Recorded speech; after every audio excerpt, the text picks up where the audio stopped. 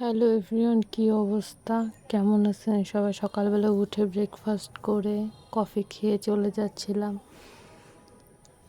কলেজের উদ্দেশ্যে।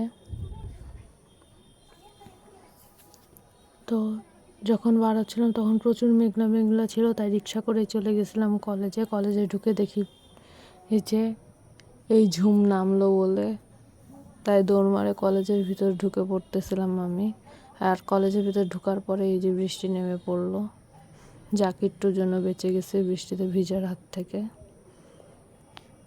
তারপরে ক্লাসটা শেষ করে চলে গেছিলাম বান্ধবীর বাসায়, ওর সাথে ওর বিয়ের মার্কেটিং করতে। তো আজকে গেছিলাম আমরা মৌসুমিতে ময়মনসিংহের। তো ওইখানে যে ছেলের জন্য জামা কাপড় কিনতে গেছিলাম আমরা। তো যাই আমরা কিছু কিছু সেট পছন্দ করলাম, পছন্দ করে টোরে কিনে নিলাম।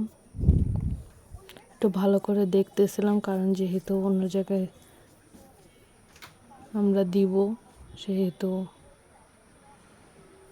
তারপর একটু বাসায় গেছিলাম আমরা, আবার চলে আসছি শপিংয়ে।